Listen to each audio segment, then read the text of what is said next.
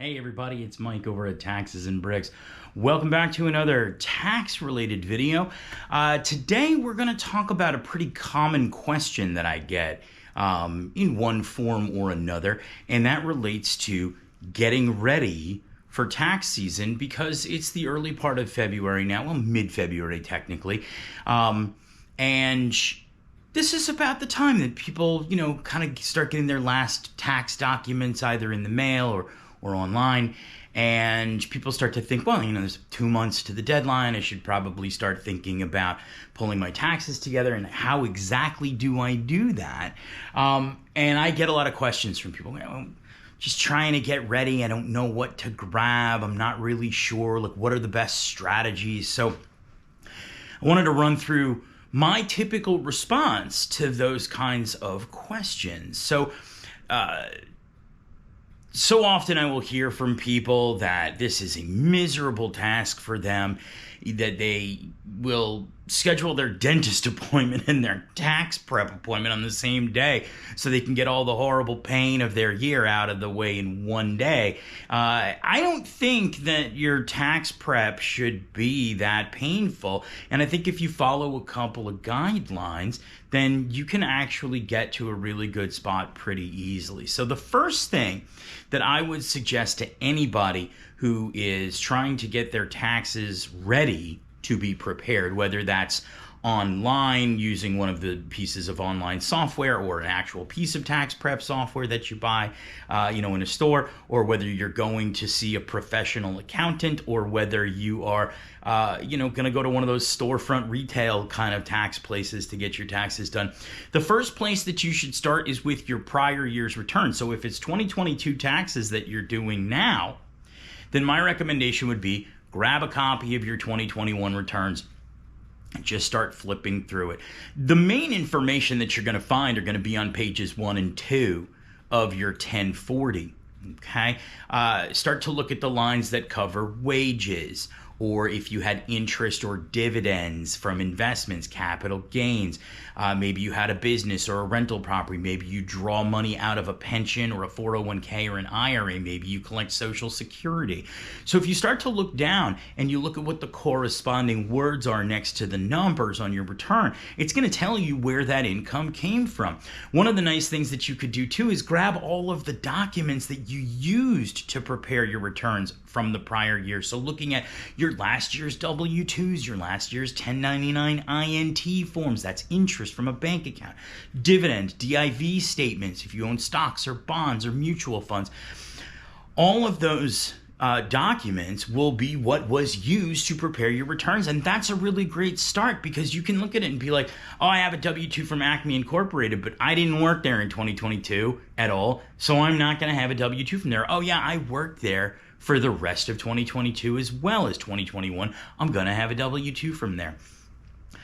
The next thing that I would suggest that you do is proactively, and this is something that unfortunately for 2022 you can't do, but moving forward can help you make your tax prep less painful, is start to keep what I like to refer to as a money log or a money journal. And this is not an accounting of how much money you brought in and how much money you spent. That is an entirely different thing. A money log or a money journal is basically you tracking the sources of where your money that you receive comes from throughout the year and where it's going.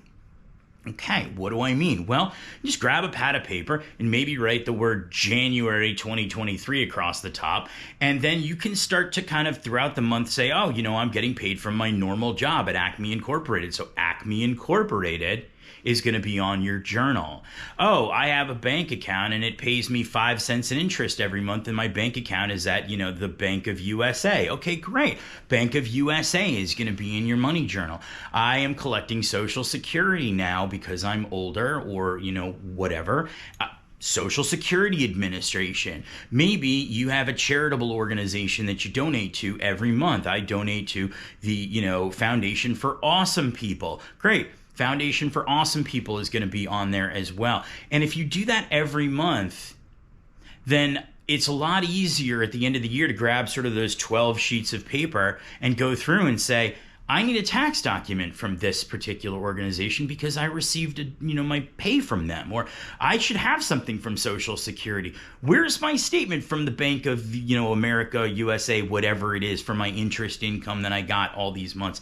That is a great way proactively to just kind of make notes. One of the other things that you can do if you don't keep a money journal, or you didn't keep a log of everything in 2022, is you can print out your bank statements, and possibly, if you're looking for expenses, maybe your credit card or debit card statements. That's a great source as well, because most people don't use cash for anything these days. Maybe here and there, but most everything is done using some kind of an electronic transaction, which is either direct deposit of your paychecks that come to you from your job, or direct deposit of your Social Security income, or when you get a transfer from a retirement account like an IRA, or when the bank credits you interest. It's all electronic. When you transfer money to a charitable organization or something like that, that's all usually electronic, and there's going to be an electronic record. If you go back now, today, and you're to print out all 12 months of your checking and savings statements, and then all 12 months of your, MasterCard statement or whatever it is, and you just grab like a yellow highlighter or something like that, just start running through. Hey, I think this is going to be tax related. I think I need a tax document for this. Oh, there's my, my wages from my, my job at Acme Incorporated or whatever it is. That's a lot easier than trying to just use this. Okay. I don't remember what I had for lunch yesterday, let alone all of the things that went on a year ago, January 2022. Who remembers that? So having those papers, your statements, or that log that I referred to, is a great way as well to prepare for things. Now, I will say this. I typically, unless it's not possible, request that any company or bank or anything that I will possibly get a tax form from has one that comes to me via the mail, U.S. mail. And sometimes it's not possible. I have one bank that just refuses to mail anything, and that's fine. I'm a tax guy, so I'm not as liable maybe as others to forget these things, but I try and get everything in the mail. I know that's a little bit old school. I will let them send all of my statements and all of my, sort of account summaries and things by email, or post them online. That's fine. I'll go get those if I need them. But the mail really is a really big help for you, because that's going to be a physical, visual, in your hand, in your face reminder that you've got a tax form. And if you consciously do that and spend time now going through and saying, hey, Bank of the USA, I can get my statements online, that's fine, but you need to mail me my tax forms. I need my 1099 to come by mail. If you are the kind of person where a visual, physical reminder is going to be better for you than having to keep a log or anything like that, asking your various sources of tax documents to send you something by mail is a great way to do that, okay? I think last but not least, start thinking about your taxes early. This is early enough. February is perfectly fine. There's 2 months left to the tax season at this point. There's always, of course, the option of an extension, which you can get at any time for basically no reason. I do caution people, if you're kind of having difficulty getting your stuff ready, or in some cases you go to get a document and the bank or whoever tells you, we're not going to have that ready until, late March or early April. When you do go to apply for an extension, make sure, if you are going to owe money, you pay money with that extension to the extent that you know how much you're going to owe. I know that sounds crazy, because you're like, well, I'm on an extension. Why should I pay something? This is the key. The extension of time to file is not an extension of time to pay. Let me repeat that. The extension of time to file is not an extension of time to pay. So make sure that while you are on extension and you don't get a late filing penalty because of that extension, that you have paid. Because if you do owe after the April deadline, even if you're on a physical extension for your taxes, you will get penalized for late payment. Okay. I only bring that up because if you're trying to get ready right now and you're having difficulty doing that, then the option to do the extension is always there. Okay.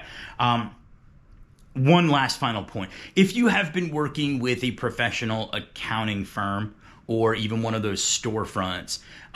Most of them, if you're at the same place for your 2022 returns that you were for 2021, can give you some kind of an organizer, checklist, questionnaire kind of thing that is based on your prior year's returns.